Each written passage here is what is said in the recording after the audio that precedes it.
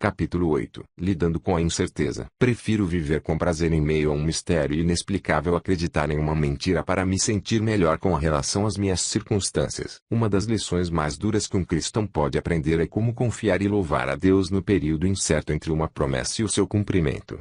Creio que é um ato poderoso de batalha espiritual estar em meio à morte e à doença, ao conflito e aos problemas não resolvidos, e fazer o seu espírito se erguer e dar graças a Deus. Não posso evitar pensar na experiência de uma de minhas missionárias mais respeitadas, Tracey.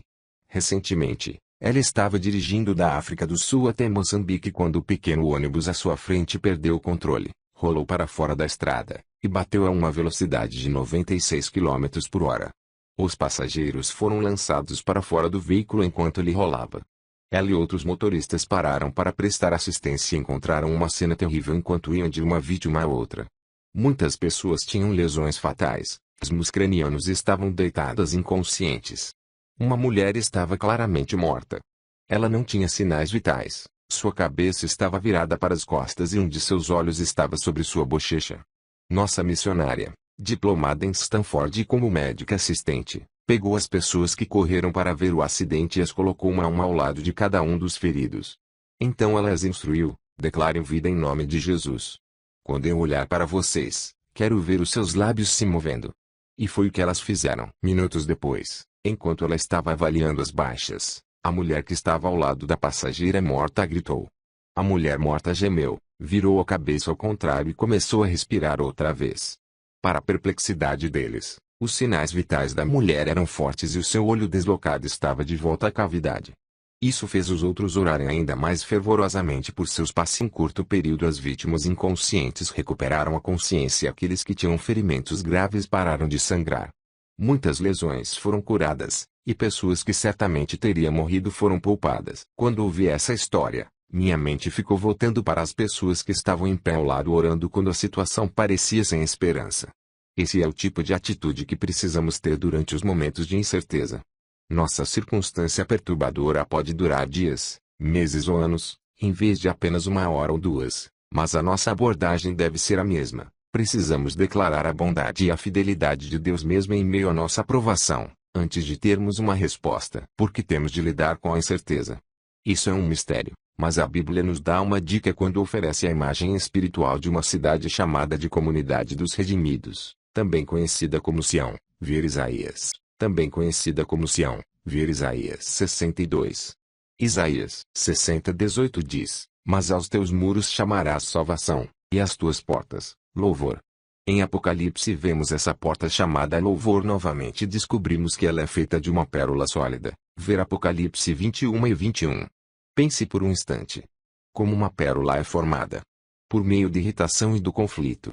Um grão de areia entra na concha de uma ostra, e uma pérola se forma ao redor do grão para impedir que ele lhe faça mal. A correlação bíblica entre louvor e irritação não é coincidência.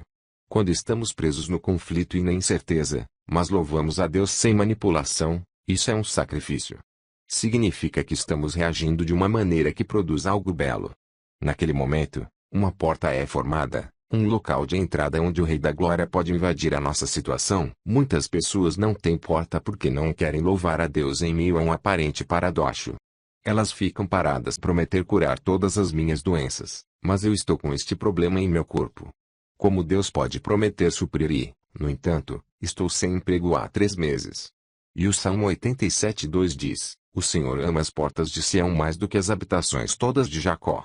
Essa porta, esse lugar de louvor em meio ao conflito, é onde a sua presença repousa, onde o próprio Rei habita. A porta é formada quando nos movemos acima da explicação humana e entramos em um lugar de confiança. Quando a resposta que elas procuram não vem, as pessoas tendem a reagir de uma das duas maneiras que descreveremos a seguir.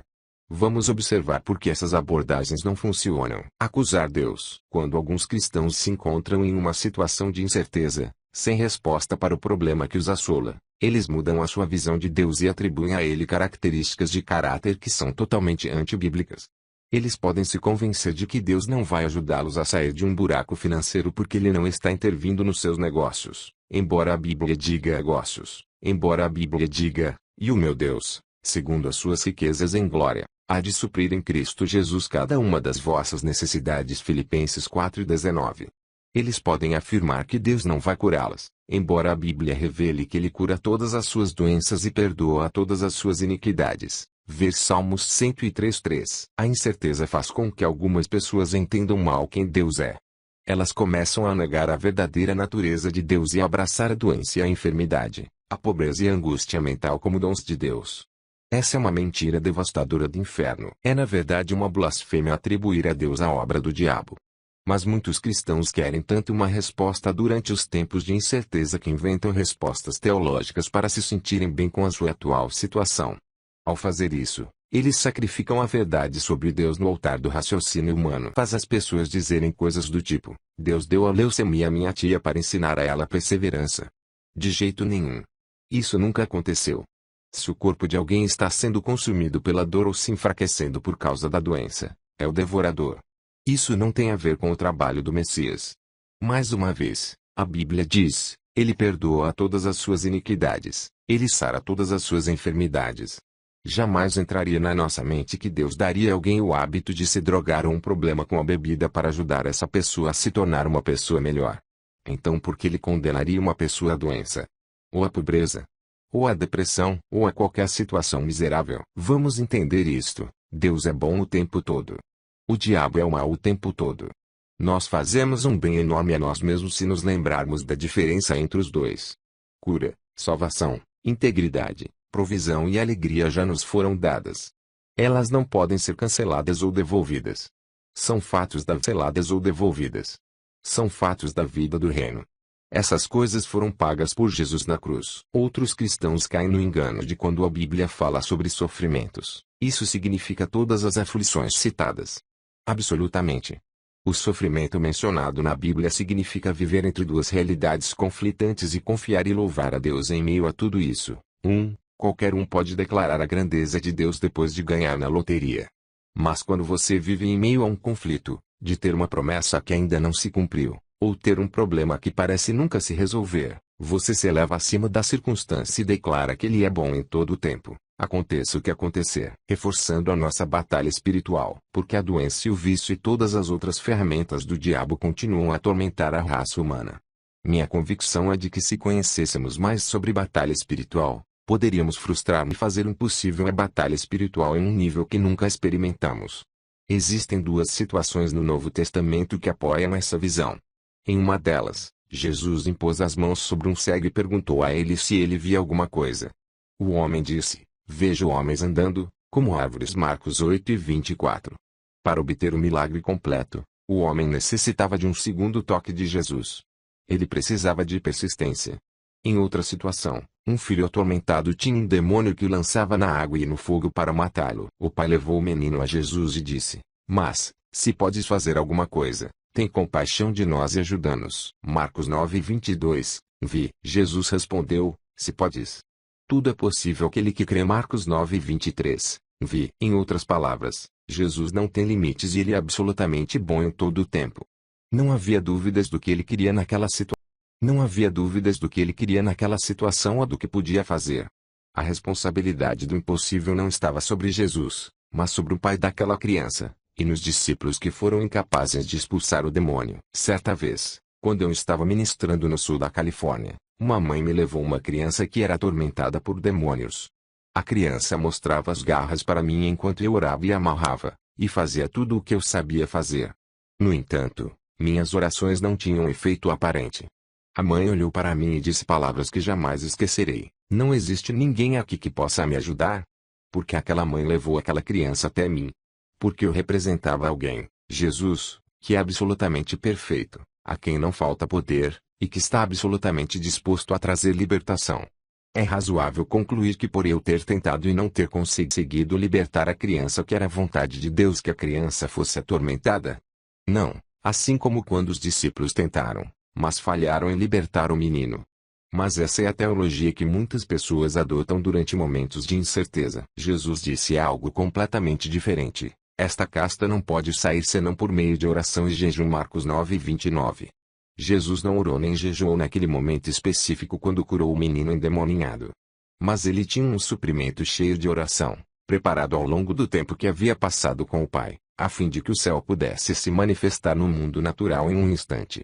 Jesus exerceu a fé em resultado da sua intimidade com Deus, como nós deveríamos fazer.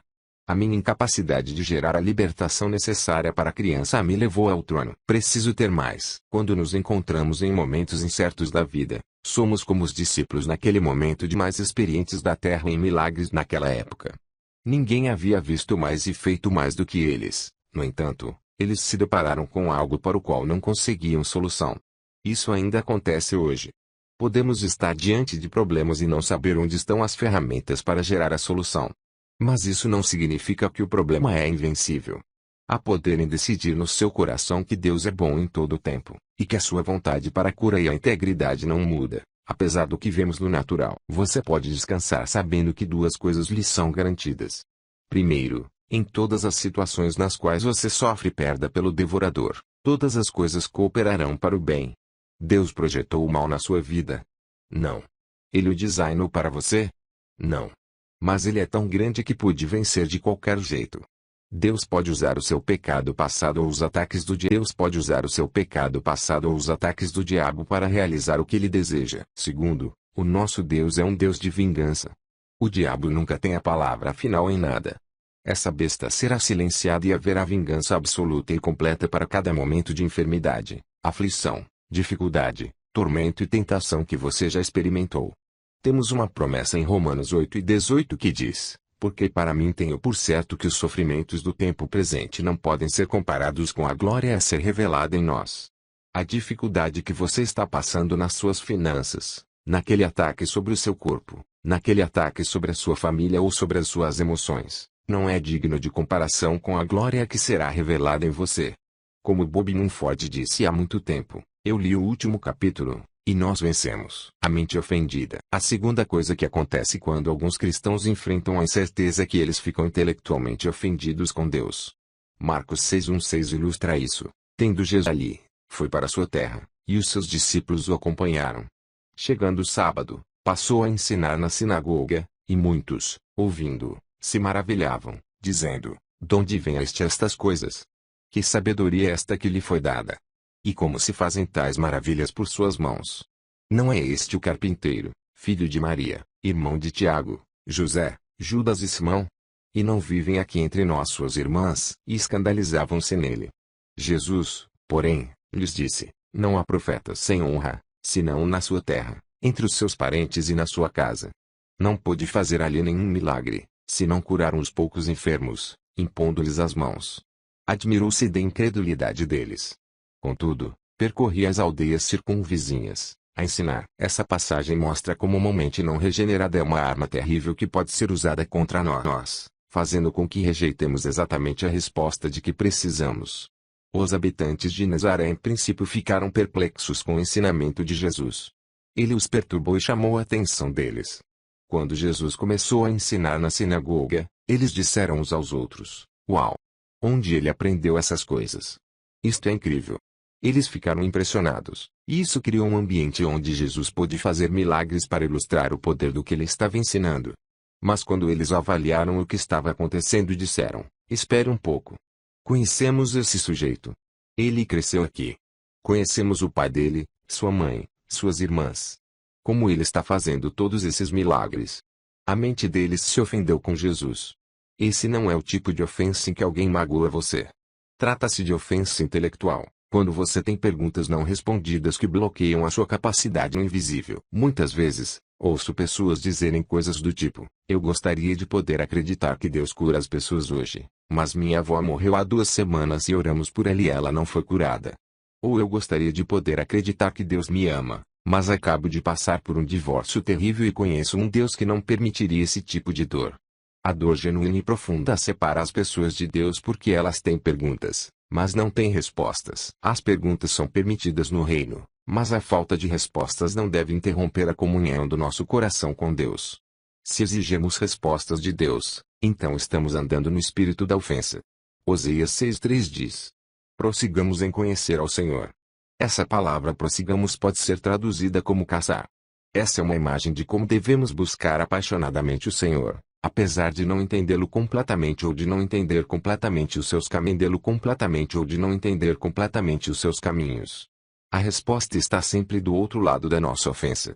A Bíblia prometeu que através de muitas tribulações, nos importa entrar no reino de Deus. Atos 14 e 22.